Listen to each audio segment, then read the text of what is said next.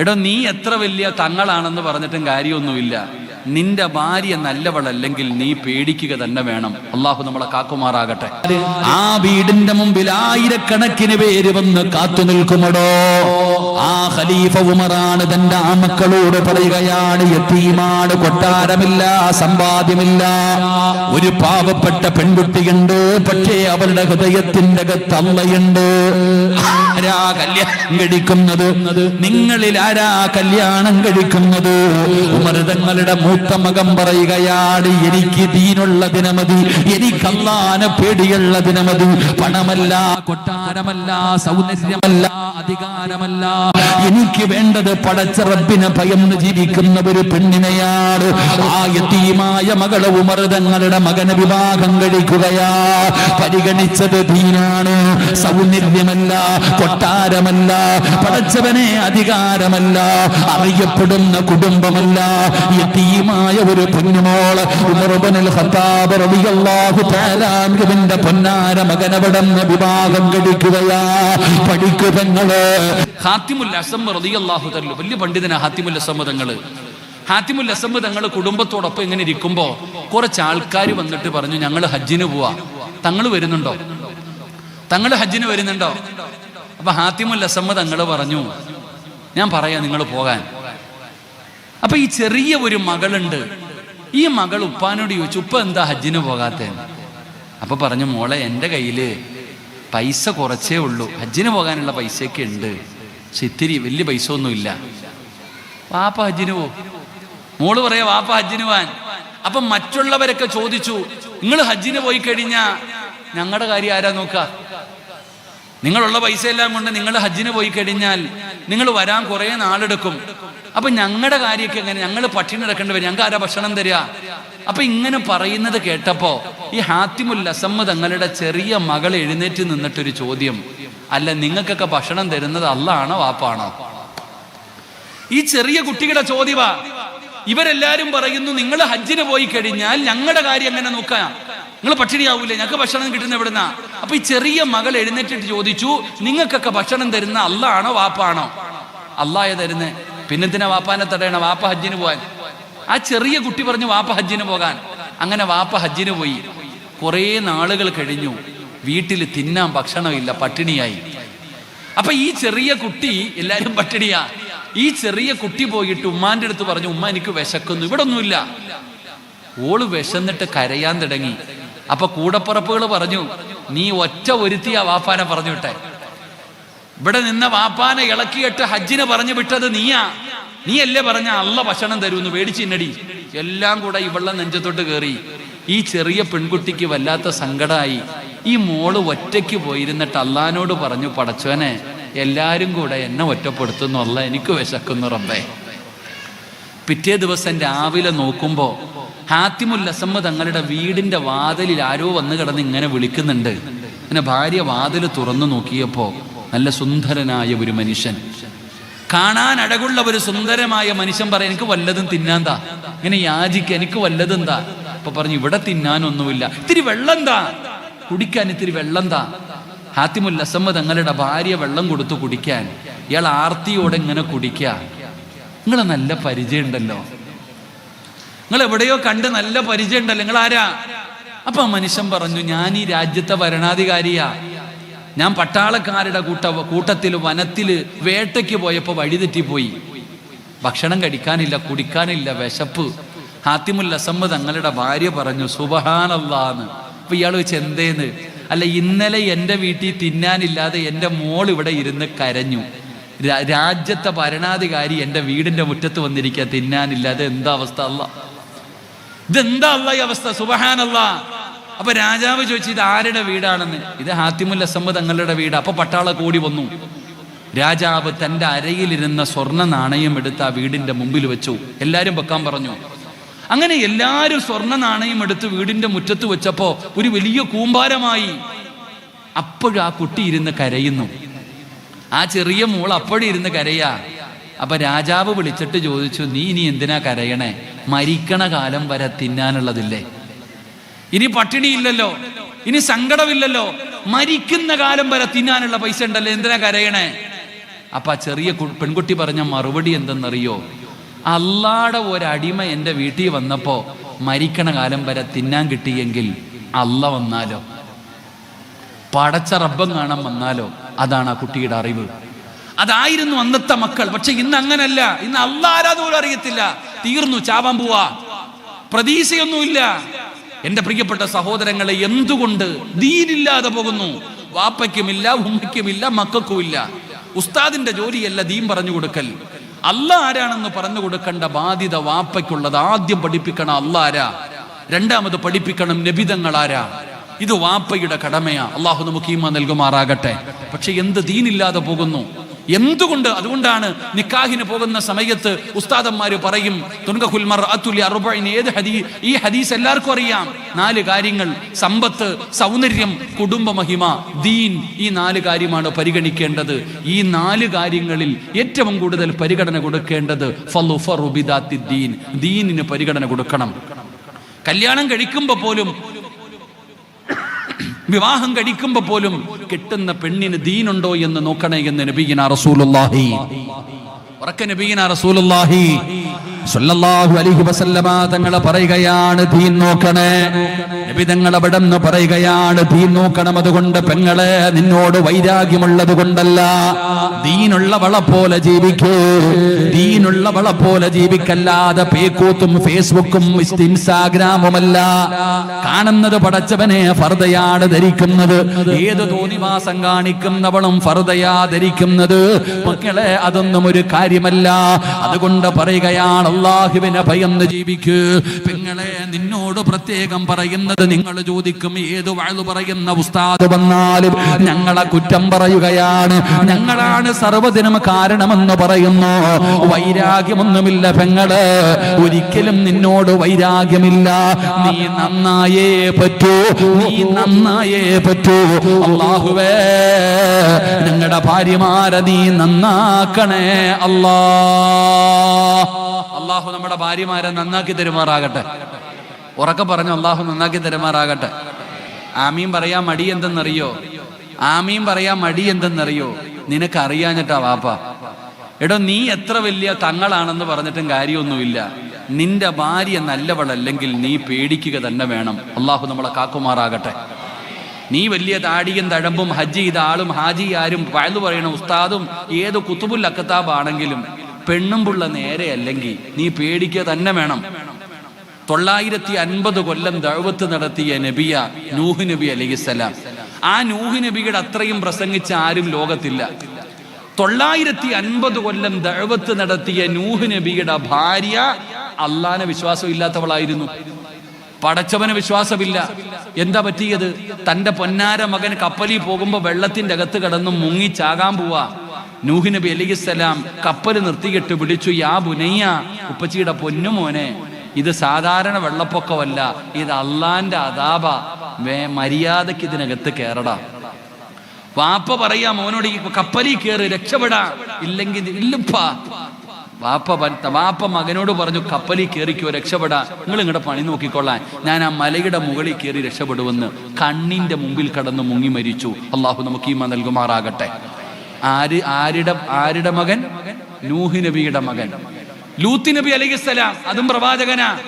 ആ ലൂത്ത് നബിയുടെ ഭാര്യ അള്ളാനെ കൊണ്ട് വിശ്വസിക്കാത്തവളായിരുന്നു. മക്കളും തലതിരിഞ്ഞു പോയി. ഇതാ പറഞ്ഞേ, പെണ്ണും പുള്ള നേരെ അല്ലെങ്കിൽ മക്കളുടെ കാര്യം പോക്ക. അള്ളാഹു കാത്തിരക്ഷിക്കുമാറാകട്ടെ. നീ രാവിലെ ജോലിക്ക് പോകുമ്പോ ആരുടെ കയ്യിലാ മക്കളെ ഏൽപ്പിച്ചിട്ട് പോന്നേ? ആമിന നോക്കിക്കോന്ന് പറഞ്ഞ് ഏൽപ്പിച്ചിട്ട് പോകും. ആമിന എന്ത് ചെയ്യും?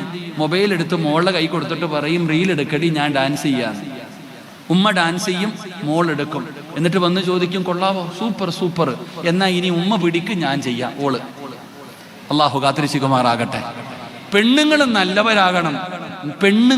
പെണ്ണ് നന്നായാലുള്ള ദീനുള്ള പെണ്ണിനെ കിട്ടിയ പ്രയോജനം എന്താ? ദീനുള്ള പെണ്ണിനെ വിവാഹം കഴിച്ചാൽ കിട്ടുന്ന പ്രതിഫലം എന്താ? അള്ളാഹു നമുക്ക് ഈമാൻ തരുമാറാകട്ടെ. അള്ളാഹ് ഈമാൻ തരുമാറാകട്ടെ. ഒരൊറ്റ ചരിത്രം കേൾക്കാൻ സമയമുണ്ടോ? ഇൻഷാ അല്ലാഹ് ഒരൊറ്റ ചരിത്രം. മഹാനായ സയ്യിദുനാ ഉമർ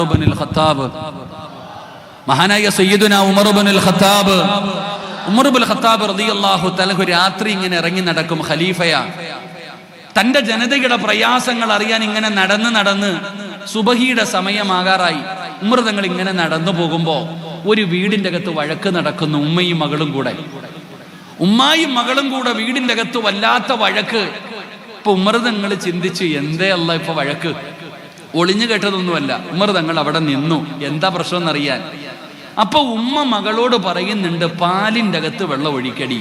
അപ്പൊ മകൾ ഉമ്മാനോട് പറഞ്ഞു, ഇത് പാവമാ, പാലിൽ വെള്ളം ഒഴിച്ച് പറ്റിക്കുന്നത് വഞ്ചനയാ, ചതിയാ, ഞാൻ ചെയ്യൂല ഉമ്മ പറഞ്ഞു, മര്യാദയ്ക്ക് വെള്ളം ഒഴിക്ക്, നീ വലിയ മലക്കൊന്നും ആവണ്ട, ഒഴിക്കടി.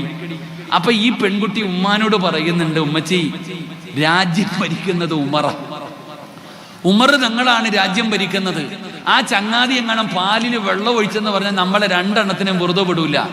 അപ്പൊ ഉമ്മ പറയാ, ഉമർ ഇപ്പൊ നീ പാലി വെള്ളം ഒഴിക്കിടന്ന് കണ്ടോണ്ട് നടക്ക, വീട്ടിൽ കിടന്ന് ഉറങ്ങല്ലേ, ഉമർ വീട്ടിൽ കിടന്ന് ഉറങ്ങല്ലേ, നീ പാലിൽ വെള്ളം ഒഴിക്കുന്ന ഉമർ എങ്ങനെ അറിയാനാ, നീ ഒഴിക്കടി അങ്ങോട്ട്. അപ്പൊ ഈ മകള് പറഞ്ഞു, ഉമർ ഉറങ്ങുമായിരിക്കും, ഖലീഫ ഉമർ കിടന്നുറങ്ങുമായിരിക്കും, അല്ല ഉറങ്ങണില്ല ഉമ്മ, പടച്ച റബ്ബ് ഉറങ്ങണില്ല, അല്ല കണ്ടുകൊണ്ടിരിക്ക, നിങ്ങൾ എത്ര പറഞ്ഞാലും ഞാൻ വെള്ളം ഒഴിക്കൂല. ഉമർ തങ്ങൾക്കിടെ കണ്ണ് നിറഞ്ഞു പോയിടും. ഉമർ തങ്ങൾ ആ വീടൊന്ന് നോക്കി വെച്ചു, ഒരടയാളം വെച്ചു.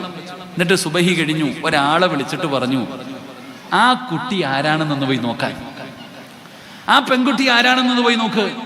അങ്ങനെ ഒരാള് വന്നിട്ട് ആ വീട്ടിൽ വന്ന് അന്വേഷിക്കുമ്പോ ആ കുട്ടി ഒരു യതീമായ മോളാ. ആ പെൺകുട്ടി ഒരു യതീമ, ഒരു ചെറിയ പെൺകുട്ടിയെ യതീമ. ഉമ്മയാണെങ്കിൽ അവരും അള്ളാനെ പേടിയുള്ളവരാ, ആ ഉമ്മയും അള്ളാഹുവിനെ ഭയന്ന് ജീവിക്കുന്നവരാ. ആ ഉമ്മ പാലിൽ വെള്ളം ഒഴിക്കാൻ പറയാനുള്ള കാരണം, അവരുടെ വീട്ടിൽ ഒരൊട്ടകമുണ്ട്. ആ ഒട്ടകത്തിന്റെ പാല് കറന്നുകൊടുത്ത് കിട്ടുന്ന പൈസ കൊണ്ടാ അവര് പട്ടിണിയില്ലാതെ കഴിയണേ.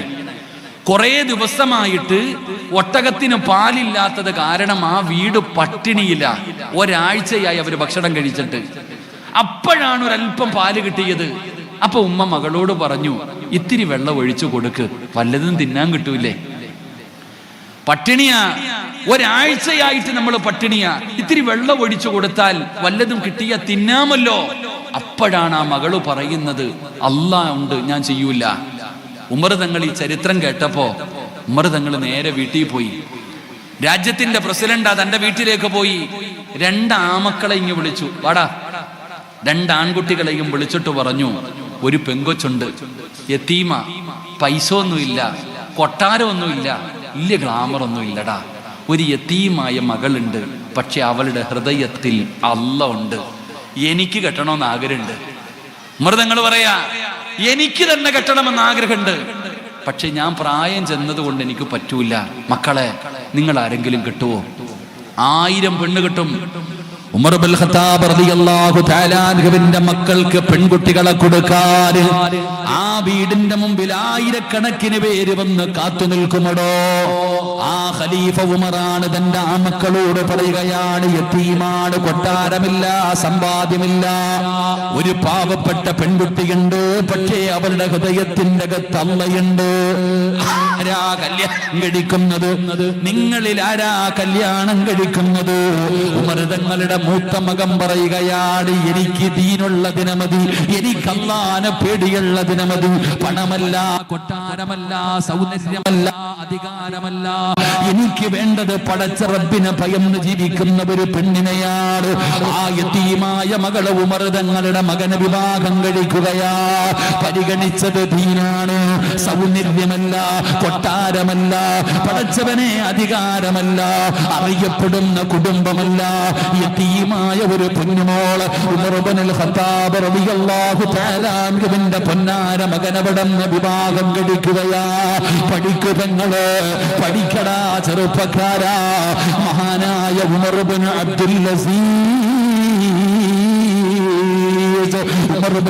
അസീസ് എന്ന് പറയപ്പെടുന്ന ഒരു മഹാനുണ്ടായിരുന്നു. ഉമർ ഇബ്നു അബ്ദുൽ അസീസ് തങ്ങളുടെ ചരിത്രം വായിച്ച കരയും ചെറുപ്പക്കാരാ. ഏതൊരു മനുഷ്യനും കരഞ്ഞു പോകുമടോ. ആ ഉമർ ഇബ്നു അബ്ദുൽ അസീസ് തങ്ങളുടെ മരണമെടുക്കുകയാണ്. മഹാനവറുകൾക്ക് മനസ്സിലായി തന്റെ മരണമെടുത്തെന്ന്. ഉമർ ഇബ്നു അബ്ദുൽ അസീസ് തങ്ങൾ പോയി കുളിക്കുകയാണ്. സ്വന്തമായിട്ട് അവിടെ നിന്ന് കുളിച്ച് വൃത്തിയായി മരിക്കാനുള്ള തയ്യാറെടുപ്പ് തയ്യാറെടുപ്പോടെ അതാ കഫൻ തുണിയും എടുത്തിട്ട് ഉമർ ഇബ്നു അബ്ദുൽ അസീസ് തങ്ങൾ മരിക്കാൻ വേണ്ടി റൂമിന്റെ അകത്ത് കടന്നു വന്നു. മരിക്കാൻ തയ്യാറെടുത്തുകൊണ്ട് റൂമിന്റെ അകത്തേക്ക് കടന്നു വന്നു. എന്നിട്ട് തന്റെ പ്രിയപ്പെട്ട ഭാര്യ വിളിക്കുന്നു, ഫാത്തിമ. തന്റെ ഭാര്യ വിളിക്കുകയാണ്, ഇങ്ങടുത്ത് വാ ഫാത്തിമ, ഇങ്ങടുത്ത് വാ ഫാത്തിമ.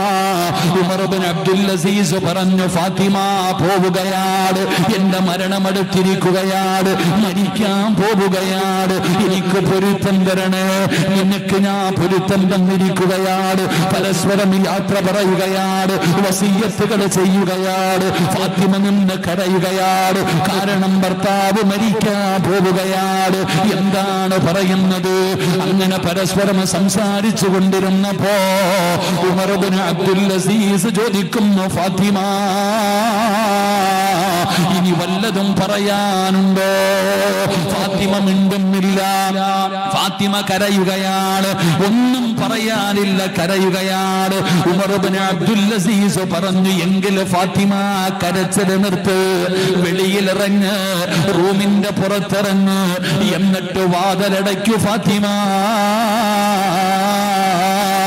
റൂമിന്റെ പുറത്തിറങ്ങിയിട്ട് വാതിലടയ്ക്ക്. ഫാത്തിമ ചോദിക്കുന്നു, എന്തിനാ എന്നെ പുറത്താക്കുന്നത്? ഞാൻ പുറത്തു പോകൂല, നിങ്ങളുടെ അവസാന സമയം, നിങ്ങളുടെ ചാരത്ത് നിൽക്കാൻ എനിക്ക് കിട്ടുന്ന അവസരമാണ്, എന്തിനാ നിങ്ങൾ എന്നെ പുറത്താക്കുന്നത്? ഫാത്തിമ കരഞ്ഞുകൊണ്ട് ചോദിക്കുമ്പോ ഉമർ ഇബ്നു അബ്ദുൽ അസീസ് പറയുകയാണ്, ഇഷ്ടമില്ലാഞ്ഞിട്ടല്ല ഫാത്തിമ, വെറുപ്പുള്ളത് കൊണ്ടല്ല ഫാത്തിമ, ഇന്നി അറാ ഖലഖു ലൈസു ബിഉനാസിൻ വലാ ജാ. ഫാത്തിമ, മനുഷ്യനും ജിന്നുകളുമല്ലാത്ത ഒരു വിഭാഗം വരുന്നു ഫാത്തിമ, എന്റെ അതിഥികൾ വരുന്നു ഫാത്തിമ, നീ ഇവിടെ നിൽക്കല്ലേ, നീ ഇവിടെ നിൽക്കല്ലേ, എന്റെ അതിഥികൾക്ക് അതിഷ്ടമല്ല ഫാത്തിമ, അതുകൊണ്ട് നീ വെളിയിലിറങ്ങ്, ഒന്ന് വെളിയിലിറങ്ങ്. ഫാത്തിമ എന്ന് പറയുന്ന ഭാര്യ അവസാനം വാതിലടച്ച് പുറത്തിറങ്ങി വാതിലടയ്ക്കുകയാണ്. ഉമർ ഇബ്നു അബ്ദുൽ അസീസ് റൂമിന്റെ അകത്താണ്, ഫാത്തിമ റൂമിന്റെ പുറത്താണ്, കരയുകയാ, ഭർത്താവ് മരിക്കാൻ പോവുകയാണ്. അവിടെ നിന്ന് ചിന്തിക്കുന്നു, അല്ലാ ആരാ റബ്ബേ, എന്റെ ഭർത്താവിനെ കാണാൻ വരുന്നതാരാണ് റബ്ബേ? ഫാത്തിമയ്ക്ക് ക്ഷമയില്ലടോ, തന്റെ ഭർത്താവിനെ കാണാൻ ആരോ വരുന്നെന്ന് പറഞ്ഞല്ലോ. ഫാത്തിമ ഓടി വരികയാണ്, അടച്ചിട്ടിരുന്ന വാതിലിന്റെ പഴുതിലൂടെ ഫാത്തിമ ഒളിഞ്ഞു നോക്കുകയാ, ഫാത്തിമ ഒളിഞ്ഞു നോക്കുകയാ. കേൾക്കുന്നതെന്തെന്നറിയോ? അസ്സലാമു അലൈക യാ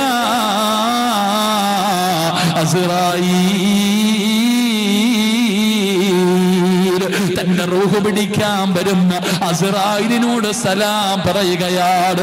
മർഹബാ മർഹബാ വാസ്റായിലേ, വാസ്റായിലേ.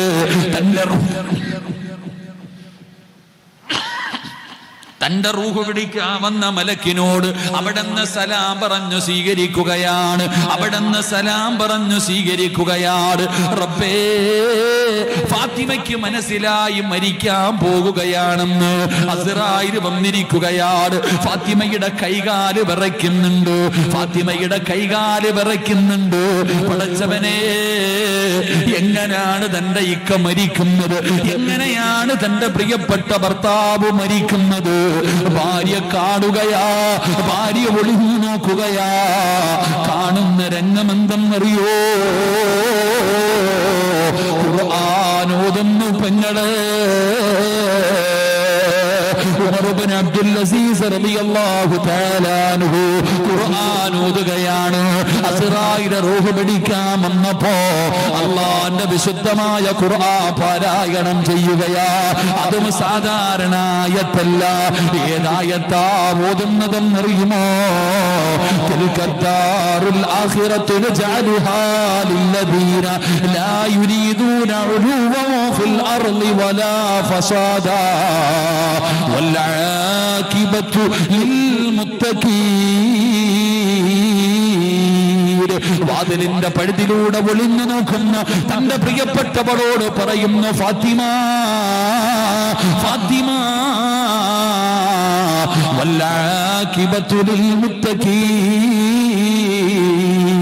അല്ലാഹുവിനെ ഭയന്ന് ജീവിക്കുന്നവർക്കാണ്, അല്ലാഹുവിനെ ഭയന്ന് ജീവിക്കുന്നവർക്കാണ് അല്ലാഹു നല്ല മരണം കൊടുക്കുന്നത്. നല്ല മരണം വെറുതെ കിട്ടില്ല ഫാത്തിമ. തിൽക്കദ്ദാറുൽ ആഖിറത്തു നജഅലുഹാ ലില്ലദീന ലാ യുരീദൂന ഉലുവൻ ഫിൽ അർളി വലാ ഫസാദാ വൽആഖിബത്തു ലിൽമുത്തഖീൻ. ഖുർആനായത്തോതുകയാണ്, മുഖത്തേക്ക് തുണിയെടുത്തിടുകയാ. ലാ ഇലാഹ ഇല്ലല്ലാഹ്, ശഹാദത്ത് കലിമ പറയുകയാണ്. പിന്നെ അനക്കമില്ല, ആ റൂമിന്റെ അകത്ത് അനക്കമില്ല. ഫാത്തിമ ഓടുകയാണ്, വാതിൽ തുറന്നിട്ട് ഓടിച്ചെല്ലുമ്പോ സുബ്ഹാനല്ലാഹ്, ഭർത്താവിന്റെ മുഖത്തിട്ടിരുന്ന തുണിയെന്ന് മാറ്റുമ്പോ എന്തൊരു പ്രകാശമെന്നറിയോ, എന്തൊരു പുഞ്ചിരി എന്നറിയോ, എന്തൊരു മരണമാ അല്ലാ,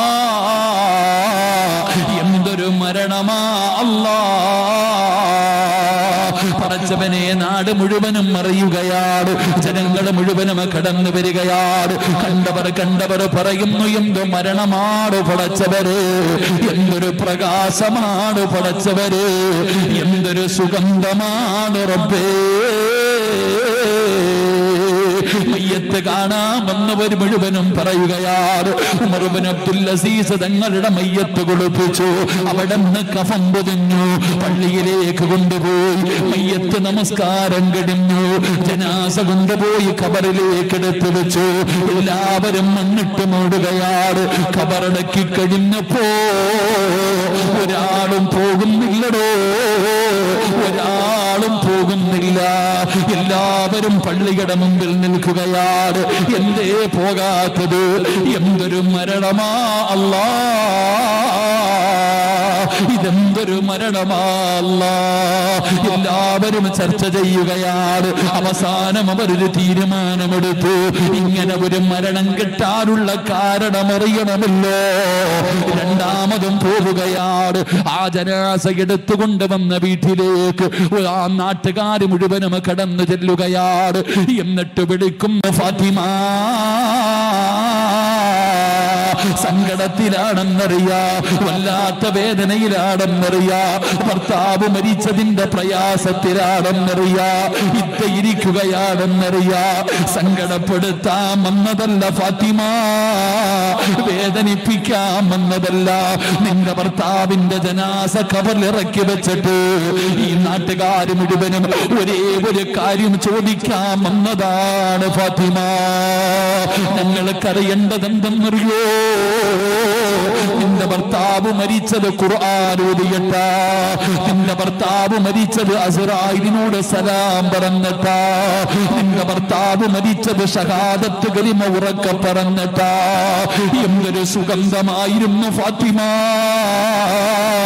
മയ്യത്ത് കുളിപ്പിച്ചവരും മയ്യത്ത് പൊതിഞ്ഞവരും മയ്യത്ത് ചുമന്നവരും മയ്യത്ത് ഖബറടക്കിയവരും എല്ലാവരും പറയുന്നു, വല്ലാത്ത സുഗന്ധമാണെന്ന്. എങ്ങനെയാ ഫാത്തിമ, ഞങ്ങളും മരിക്കേണ്ടവരാ ഫാത്തിമ, ഞങ്ങൾക്കും ഒരു നല്ല മരണം വേണം ഫാത്തിമ. നിന്റെ ഭർത്താവിനല്ലാഹു ഇതുപോലെ ഒരു നല്ല മരണം കൊടുക്കാറ് ആ മനുഷ്യൻ ചെയ്ത പുണ്യം എന്താണ് ഫാത്തിമ? ഒരു നാട് മുഴുവനും വീടിന്റെ മുറ്റത്ത് വന്നു ചോദിച്ചപ്പോ ഉമർ ഇബ്നു അബ്ദുൽ അസീസ് തങ്ങളുടെ ഭാര്യ ഫാത്തിമയുടെ മറുപടി എന്തെന്നറിയോ? മകാന ഉമർ ഇബ്നു അബ്ദുൽ അസീസ് അക്സറുൽ നാസി സ്വലാത്തൻ വലാ സിയാമാ.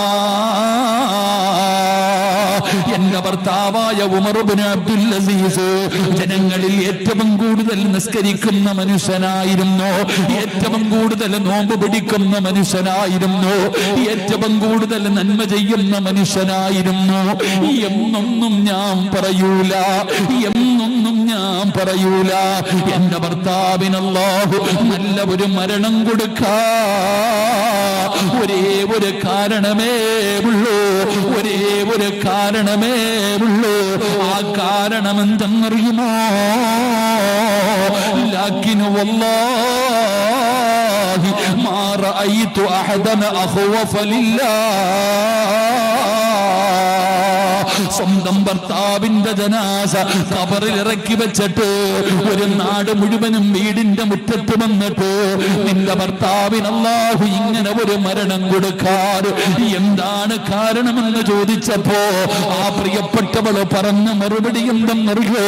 പള്ളി കെട്ടിക്കൊടുത്തതിനല്ല, നിസ്കരിച്ചതിനല്ല, നോമ്പ് പിടിച്ചതിനല്ല. പടച്ചവനെ, പിന്നെ എന്റെ ഭർത്താവിന് അല്ലാഹു ഇതുപോലെ ഒരു മരണം കൊടുക്കാറ് ഒരേ ഒരു കാരണമേ ഉള്ളൂ. ഈ ലോകം പടച്ച അല്ലാഹുവിനെ കൊണ്ട് തന്നെയാണ് സത്യം. മാ റഅയ്തു അഹദൻ അഖ്വഫ ലില്ലാഹ്. അല്ലാഹുവിനെ കൊണ്ട് തന്നെയാണ് സത്യം. എന്റെ ഭർത്താവിനെ പോലെ അല്ലാഹുവിനെ പേടിച്ച് ജീവിച്ച വേറെ ഒരാള് എന്റെ ജീവിതത്തിൽ ഞാൻ കണ്ടിട്ടില്ല. അല്ലാഹുവിനെ തന്നെയാണ് സത്യം. എന്റെ ഭർത്താവിന് അല്ലാഹുവിനെ വല്ലാത്ത പേടിയാ. അള്ളയെന്ന് പറഞ്ഞാല് എന്റെ ഭർത്താവ് കരയുമായിരുന്നു. മഹ്ദി പറയുകയാണ്, റുബമായ ദുഖുറുല്ലാഹ ഫിൽ ലൈൽ യദുഖുറുല്ലാഹ സുമ്മ യബ്കി ഹത്താ യുസ്ബിഹ. ഉമർ ഇബ്നു അബ്ദുൽ അസീസ് തങ്ങളുടെ ഭാര്യ പറയുകയാണ്, ഒരു ദിവസം ഞങ്ങൾ പരസ്പരം സംസാരിച്ചു കൊണ്ടിരുന്നപ്പോ ഞാൻ അല്ലാഹ് എന്നൊന്ന് പറഞ്ഞു. എന്റെ ഭർത്താവ് കരയാൻ തുടങ്ങി. വെളുപ്പാങ്കാലം വരെ ഖബർ പറഞ്ഞപ്പെടല്ല, മരണം പറഞ്ഞപ്പെടല്ല, നരകം പറഞ്ഞപ്പെടല്ല, മസ്സറ പറഞ്ഞപ്പെടല്ല, സിറാത്ത് പറഞ്ഞപ്പെടല്ല. അല്ലാഹ് എന്നൊന്ന് പറഞ്ഞപ്പോ ഇന്നമൽ മുഅ്മിനൂന അല്ലദീന ഇദാ ദുകിറല്ലാഹു വജിലത് ഖുലൂബുഹും ഇദാ തുലിയത് അലൈഹിം ആയാതുഹു സാദതുഹും ഈമാനാ വഅലാ റബ്ബിഹിം യതവക്കലൂൻ. ഉമർ ഇബ്നു അബ്ദുൽ അസീസ് തങ്ങളുടെ ഭാര്യ പറയാ, എന്റെ ഭർത്താവിന് അല്ലാഹു ഇങ്ങനെ ഒരു മരണം കൊടുക്കാൻ ഒറ്റ കാരണമേ ഉള്ളൂ. പള്ളി കെട്ടിക്കൊടുത്തതോ നിസ്കരിച്ചതോ ഖുർആൻ ഓതിയതൊന്നും അല്ല. അള്ളാഹുവിനെ കൊണ്ട് തന്നെയാണ് സത്യം. എന്റെ ഭർത്താവിന് അല്ലാന്ന് പറഞ്ഞാൽ പേടിയാ. എന്റെ ഭർത്താവിന് അല്ലാന്ന് പറഞ്ഞാൽ പേടിയാ. ഞാൻ അയാളോട് സംസാരിക്കുമ്പോ അള്ളാഹുടെ പേര് പോലും പറയത്തില്ല, കാരണം കരയും. അല്ലാന്ന് പറഞ്ഞാൽ എന്റെ ഭർത്താവ് കരയും. വെളുപ്പാങ്കാലം വരെ ഇരുന്ന് കരഞ്ഞ അനുഭവങ്ങളുണ്ട്. എൻ്റെ പ്രിയപ്പെട്ട സഹോദരിമാരെ, എന്തിനാ ഞാനിത് പറഞ്ഞെന്നറിയോ? ഈ ഉമർ ഇബ്നു അബ്ദുൽ അസീസ് ആരുടെ മോനാന്നറിയോ നിനക്ക്? ഈ ഉമർ ഇബ്നു അബ്ദുൽ അസീസ് ആരുടെ കുടുംബത്തിൽ ജനിച്ചാണെന്നറിയോ? ആ ഉമർ തങ്ങൾ പാതിരാത്രി പോയപ്പോഴേ ഉമ്മ പാലിൽ വെള്ളമൊഴിക്കാൻ പറഞ്ഞപ്പോ ഞാൻ ചെയ്യില്ല എന്ന് പറഞ്ഞ യതീമായ മോളില്ലേ, ആ മോളുടെ മോന്റെ മോന. അള്ളാഹു നമുക്ക് ഈമാൻ നൽകുമാറാകട്ടെ. അള്ളാഹ് ഈമാൻ നൽകുമാറാകട്ടെ. അതാ പെങ്ങളെ നിങ്ങളോട് പറയുന്നത്, നന്നാകാൻ. നീ നന്നായ നിന്റെ മക്കൾ നന്നാകും, നിന്റെ വീട് നന്നാകും. ഒരു നല്ല ഉമ്മയുടെ മടിത്തട്ടിലാ നല്ല മക്കൾ വളരുന്നത്. അള്ളാഹു നമ്മളെയൊക്കെ നന്നാക്കി തരുമാറാകട്ടെ. അതുകൊണ്ട് എൻ്റെ പ്രിയപ്പെട്ട സഹോദരങ്ങളെ, അള്ളാഹുവിനെ ഭയന്ന് ജീവിക്കും, അള്ളാഹിനെ പേടിച്ച് ജീവിക്കും. അള്ളാഹുവിനെ ഭയക്കാൻ നമുക്ക് അള്ളാഹു ഭാഗ്യം തരുമാറാകട്ടെ. അള്ളാഹിനെ പേടിയുണ്ടോ എന്ന് ചോദിച്ചാൽ എല്ലാവരും പറയും പേടിയുണ്ടെന്ന്, അല്ലേ? അള്ളാഹിനെ പേടിയില്ലേ? അള്ളാഹിനെ പേടിയുണ്ടോ? രണ്ട് കയ്യും പൊക്കും എനിക്ക് അള്ളാഹിനെ പേടിയാണ്. ചുമ്മാതാടോ. ഒരാൾക്ക് അള്ളാഹുവിനെ ഭയമുണ്ടെങ്കിൽ അവന്റെ ജീവിതത്തിൽ 5 അടയാളമുണ്ട്. അള്ളാഹു പഠിക്കാൻ ഭാഗ്യം തരുമാറാകട്ടെ. എത്ര അടയാളമുണ്ട്? ഒരാൾക്ക് അള്ളാഹിനെ പേടിയുണ്ടെങ്കിൽ അവന്റെ ജീവിതത്തിൽ നോക്കി അറിയാം പേടിയുണ്ടോ ഇല്ലയോ എന്ന്. തിരിച്ചറിയാൻ 5 ഐഡന്റിറ്റി, 5 അടയാളമുണ്ട്. അള്ളാഹു പഠിക്കാൻ ഭാഗ്യം തരുമാറാകട്ടെ. ഉറക്കപ്പറ അള്ളാഹു പഠിക്കാൻ ഭാഗ്യം തരുമാറാകട്ടെ. അടുത്ത കൊല്ലം വഴുതിന് വിളിക്കുവാണെങ്കിൽ 5 അടയാളം പഠിക്കാം. ഇപ്പൊ സമയമില്ല, ഇന്നത്തെ സമയം കഴിഞ്ഞു. അടുത്ത വർഷം ഇവര് വിളിക്കുവാണെങ്കിൽ ആയുസ്സും ആരോഗ്യം ഉണ്ടെങ്കിൽ ഇൻഷാ അല്ലാഹ് നമുക്കത് പഠിക്കാം. അള്ളാഹു ഭാഗ്യം തരുമാറാകട്ടെ. ഉറക്കപ്പറ അല്ലാഹു ഭാഗ്യം തരുമാറാകട്ടെ. അതുകൊണ്ട് എൻ്റെ പ്രിയപ്പെട്ടവരോട് പറയുന്നു, ഷഅബാ മാസമാ, റമളാൻ പടിവാതിൽ വന്ന് നിൽക്കുക, നീ ഇപ്പോഴും ഇങ്ങനെ നടക്കാൻ. എന്നാൽ നമ്മുടെ ഉമ്മ റജബ് മാസം വരുമ്പോൾ വീട്ടിലെ ചെലന്തി വലയൊക്കെ അടിച്ചു വൃത്തിയാക്കും, ആവശ്യമില്ലാത്തതൊക്കെ വാരി കത്തിച്ച് കളയും. ഉമ്മ വീടൊക്കെ വൃത്തിയാക്കുമ്പോൾ ചോദിക്കും, എന്തേ ഉമ്മ, കല്യാണം വല്ലതും വരുന്നുണ്ടോ? ഇല്ലടാ മോനെ, റമളാൻ വരുന്നടാ, റമളാൻ വരുന്നടാ. 2 മാസം മുമ്പേ ഉമ്മ വീടും പരിസരവും വൃത്തിയാക്കുമായിരുന്നു. നമ്മൾ മനസ്സുപോലും വൃത്തിയാക്കുന്നില്ല. നമ്മൾ ഇപ്പോഴും ഇങ്ങനെ നടക്കാം. നാളെ റമളാനാന്ന് അറിയുമ്പോൾ ഒരു ഞെട്ടലുണ്ട്. എന്തോ വലിയ അത്ഭുതം പോലെ, പണ്ടാരെങ്ങും വന്നില്ലേ, ഇനിയിപ്പോൾ പറ്റൂലല്ലോ. അങ്ങനെയല്ല സഹോദരിമാരെ. അല്ലാഹു വബല്ലിഗ്നാ റമളാൻ, അല്ലാഹുവേ റമളാനിലേക്ക് എൻ്റെ ആയുസ് നീട്ടിത്തരണേ എന്ന് ദുആ ചെയ്യണമെന്നാണ് നബി തങ്ങൾ പഠിപ്പിച്ച്. അല്ലാഹു ആയുസ് നീട്ടിത്തരുമാറാകട്ടെ. അതുകൊണ്ട് എൻ്റെ ഉമ്മമാരോട് പറയുക, മാറ്റം വരാൻ സമയമായി, പ്രായം കുറേ ആയി. പാപ്പ ഇപ്പോഴും വിചാരിച്ചിരിക്കണത് 18കാരനാന്നാ. ഉപ്പ കണ്ണാടി നോക്കാറില്ലേ? ഉപ്പ മുടിയൊക്കെ നരച്ചില്ലേ? പാപ്പാ നാലിച്ചയ്ക്ക് എന്തെല്ലാം ചെയ്തു കൂട്ടിയിട്ടുണ്ട്, എന്നിട്ട് വല്ല മാറ്റമുണ്ടോ ഉപ്പച്ചിമാരെ? ഉമ്മാനോട് ഞാൻ ചോദിക്കുന്നത്, ഉമ്മ 40ഒക്കെ കഴിഞ്ഞില്ലേ, ഇനി എന്നാ ഉമ്മ നന്നാവണേ? ഇനി ഏത് കാലത്ത് നന്നാകാനാ ഇങ്ങനെ നടക്കുന്നേ? ജീവിതത്തിൽ മാറ്റം വരുത്ത്. എത്ര പേരുടെ മയ്യത്ത് കണ്ടുമ്മ. എൻ്റെ കുട്ടികളോട് പറയാനുള്ളത്, ചെറുപ്പക്കാരോട്, ആണുങ്ങളോടും പെണ്ണുങ്ങളോടും പറയാനുള്ളത്, പലനാൾ കള്ളൻ ഒരു നാൾ പിടിക്കപ്പെടും കേട്ടോ. പലനാൾ കള്ളൻ. ഇന്നത്തെ കുട്ടികളുടെ ധൈര്യം എന്തെന്നറിയോ? കഞ്ചാവടിക്കും, മയക്കുമരുന്നടിക്കും, എന്നിട്ട് വീട്ടിൽ കയറി വന്ന് ഉമ്മാനെ കെട്ടിപ്പിടിച്ച് ഉമ്മായും കൊടുത്ത് സലാം പറഞ്ഞിട്ട് റൂമിൻ്റെ അകത്ത് കയറിയിരിക്കും. എന്തൊരു ധൈര്യമെന്നറിയോ? കോളേജിൽ പോകുന്ന പേരും പറഞ്ഞ് കാമുകൻ്റെ കൂടെ പോയി കറങ്ങി ലോഡ്ജും എടുത്തിട്ട് സർവ്വതും കഴിഞ്ഞിട്ട് ഫർദയിട്ട് വീട്ടിൽ വന്ന് ഉമ്മാനെ കെട്ടിപ്പിടിച്ച് ചുംബനം എല്ലാം കൊടുത്തിട്ട് ഒരു പേടിയുമില്ലാതെ റൂമിൻ്റെ അകത്ത് കയറി കിടക്കുമ്പോൾ, മോളെ നിന്റെ ഉമ്മ ആ പാവത്തിന് 50 വയസ്സായി, ഇന്നു വരെ ഒറ്റ ഒരുത്തൻ നിന്റെ ഉമ്മയുടെ ശരീരത്ത് പോലും തൊട്ടിട്ടില്ല. എൻ്റെ പെൺകുട്ടികളോട് എനിക്ക് പറയാനുള്ളത്, ഈ 40ഉം 50ഉം വയസ്സ് ജീവിച്ചിരുന്ന നിന്റെ ഉമ്മയുടെ ശരീരത്തില് ഇന്നു വരെ ഒരു അന്യപുരുഷൻ അറിഞ്ഞുകൊണ്ട് നിന്റെ ഉമ്മയുടെ ശരീരത്ത് തൊട്ടിട്ട് പോലും ഇല്ല. നീയാണ് വ്യഭിചരിച്ചിട്ട് വന്ന് കിടക്കുന്നേ. എൻ്റെ വാപ്പാടെ പ്രായത്തിലുണ്ടടാ ചങ്ങായി. നിന്റെ ഉപ്പായ്ക്ക് 45, 50, 60 വയസ്സായി. ആ ഉപ്പ ഒരു വീടി പോലും വലിച്ചിട്ടില്ലടാ. നിന്റെ ഉപ്പ ഒരു മുറുക്കാൻ പോലും മുറുക്കിയിട്ടില്ല. അത്രയ്ക്ക് നല്ല മനുഷ്യനാ. ആ ഉപ്പാടെ മോനായ നീയാ വലിച്ചിട്ട് നടക്കണേ. അള്ളാഹു നമ്മുടെ മക്കളെയൊക്കെ കാത്തുരക്ഷിക്കുമാറാകട്ടെ.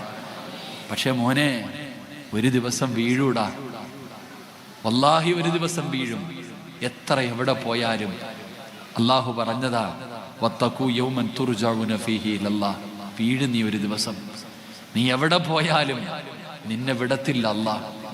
ഞാൻ നിങ്ങളോട് ഒരാളോടും ഭീഷണിപ്പെടുത്തിയതൊന്നുമല്ല, അത് ഭീഷണി തന്നെയാണ്. അല്ല പറയാ, നീ എവിടെ പോവാനാ? ഓടുന്നതിനൊരു പരിധിയുണ്ട്. നീ വീഴും, നീ ഒരിക്കൽ വീഴും. നിന്റെ ഈ ആഘോഷവും നിന്റെ ഈ സൗന്ദര്യവും നിന്റെ സമ്പത്തും നിന്റെ അഹങ്കാരവും ഒരു ദിവസം നീ വീഴും മോളെ. അള്ളാഹു കാത്തിരക്ഷിക്കുമാറാകട്ടെ, അള്ളാഹു കാത്തിരക്ഷിക്കുമാറാകട്ടെ. അതുകൊണ്ട് അൽഹംദുലില്ലാ എൻ്റെ പ്രിയപ്പെട്ടവരെ, വലിയ ഒരു ലക്ഷ്യത്തോടു കൂടി ഒരാളുടെ കയ്യിൽ നിന്ന് 1 രൂപ പോലും വാങ്ങാതെ, അഹങ്കാരമൊന്നും അല്ലടോ, ആ മനുഷ്യന്റെ അഹങ്കാരമൊന്നുമല്ല. നിങ്ങൾ ചോദിക്കുക അയാൾക്ക് എന്തേന്ന്? അള്ളാഹു കൊടുത്തത് കൊടുക്കാനുള്ള ആഗ്രഹം കൊണ്ടാടോ. പടച്ചോന് ഞാനിതൊക്കെ ചെയ്യുന്നത് കാണുമ്പോ നാളെ എൻ്റെ മക്കള് ചെയ്യണം, നാളെ ഈ നാട്ടുകാര് അൽഹംദുലില്ലാ ഇതുപോലെയുള്ള നല്ല കാര്യങ്ങൾ ചെയ്യാൻ തയ്യാറാകണമെന്നുള്ള ഒറ്റ ലക്ഷ്യത്തോടു കൂടിയാ അൽഹംദുലില്ലാ എൻ്റെ പ്രിയപ്പെട്ടവരെ ഹാജിയാർ ഇങ്ങനെയുള്ള പ്രവർത്തനങ്ങൾ ചെയ്യുന്നത്. അല്ലാതെ പേരും പ്രസക്തിക്കൊന്നുമല്ല. അൽഹംദുലില്ലാ അള്ളാഹു അദ്ദേഹത്തിൻ്റെ മാതാപിതാക്കളുടെ ഖബർ അള്ളാഹു സ്വർഗമാക്കി കൊടുക്കുമാറാകട്ടെ. അള്ളാഹുവെ സ്വർഗമാക്കണേ തമ്പുരാനെ. അള്ളാഹുവെ ഇതുപോലെ ഒരു മോനെ എനിക്ക് റബ്ബ് തന്നല്ലോ എന്നോർത്ത് അവർ ഖബറിനകത്ത് കിടന്ന് സന്തോഷിക്കണേ റഹ്മാനെ. അള്ളാഹു അദ്ദേഹത്തിന്റെ പ്രിയപ്പെട്ട ഭാര്യ, പടച്ചോനെ ആ പാവത്തിന് നീ ആഫിയത്തുള്ള ദീർഘായുസ് കൊടുക്കണേ അല്ലാ. അള്ളാഹുവിന്റെ രോഗങ്ങളും പ്രയാസങ്ങളൊക്കെ നീ മാറ്റി കൊടുക്കണേ പടച്ചോനെ. അള്ളാഹുവെ മക്കളെ നീ അനുഗ്രഹിക്കണേ അല്ലാ, മക്കളെ നീ അനുഗ്രഹിക്കണേ അല്ലാ. വാപ്പയുടെ പാത പിൻപറ്റുന്ന മക്കളാക്കണേ പടച്ചോനെ, ദീനിനെ സ്നേഹിക്കുന്ന മക്കളാക്കണേ പടച്ചോനെ. ആ മക്കളുടെ പ്രയാസങ്ങളും ബുദ്ധിമുട്ടുകളും നിനക്കറിയാം അള്ളാഹുവെ. ഖുർആനിന്റെ ബറക്കത്ത് കൊണ്ട് നീ ശിഫ നൽകണേ അല്ലാ. നീ കൈവിടല്ലേ പടച്ചോനെ. അവരുടെ ഹലാലായ മുറാദുകൾ നീ ഹാസിലാക്കണേ തമ്പുരാനെ. അതുകൊണ്ട് എൻ്റെ പ്രിയപ്പെട്ട സഹോദരങ്ങൾ, അൽഹംദുലില്ലാ, ഞാൻ ദുആ ചെയ്യുകയാ. സമയം നല്ലതുപോലെ താമസിച്ചു. അതുകൊണ്ട് എനിക്ക് നിങ്ങളോട് പറയാനുള്ളത്, എന്നെക്കാളും അറിവുള്ള ഉസ്താദന്മാരാ ഇവിടെ ഇരിക്കണേ. ഈ കുട്ടികളെ പഠിപ്പിക്കുന്ന നല്ല അറിവുള്ള കുട്ടികളെ പഠിപ്പിക്കണമെങ്കിൽ വലിയ അറിവ് വേണം. അപ്പൊ നല്ല അറിവുള്ള ഉസ്താദന്മാർ ഇവിടെ ഇരിക്കുന്നുണ്ട്. നിങ്ങളിൽ അധികം പേര് എന്നെക്കാളും പ്രായമുള്ളവരാ. എനിക്ക് വഴുതു പറയാനൊന്നും അറിയില്ല. ഇതൊന്നും എഴുതി വെച്ചിട്ട് പറയുന്നതല്ലല്ലോ, നോക്കി വായിച്ച് പറയുന്നതല്ലല്ലോ. അള്ള ചെയ്ത ഒരു നിഅമത്ത് അള്ളാഹു നിലനിർത്തി തരുമാറാകട്ടെ. എൻ്റെ ഭാര്യ തന്നെ എന്നോട് എപ്പോഴും ചോദിക്കും, നിങ്ങൾ മൈക്കിൻ്റെ മുമ്പിൽ കയറുമ്പോൾ വല്ല ജിന്നും കൂടാറുണ്ടോ എന്ന്. ഓൾ എന്നോട് എപ്പോഴും ചോദിക്കാറുണ്ട്. അപ്പൊ അതുകൊണ്ട് നിങ്ങളുടെ ആരുടെയെങ്കിലും മനസ്സിന് വേദന ഉണ്ടാക്കുന്ന എന്തെങ്കിലും, തത്തമരെ എനിക്കിത്തിരി വയസ്സുണ്ടെങ്കിൽ ഇത്തിരി പക്വത കുറവാ, നിങ്ങളുടെ മനസ്സിന് വേദന ഉണ്ടാക്കണ എന്തെങ്കിലും, എടാ വാടാ പോടാന്ന് വിളിക്കുന്നത് നിങ്ങളോടുള്ള വൈരാഗ്യം കൊണ്ടൊന്നുമല്ല, അതങ്ങനെ ആയിപ്പോയതുകൊണ്ടാണ്. എന്തെങ്കിലും മനസ്സ് വേദനിപ്പിച്ചിട്ടുണ്ടെങ്കിൽ എല്ലാവരും പൊരുത്തപ്പെട്ടേക്കണം. അള്ളാഹു പുറത്തേരുമാറാകട്ടെ.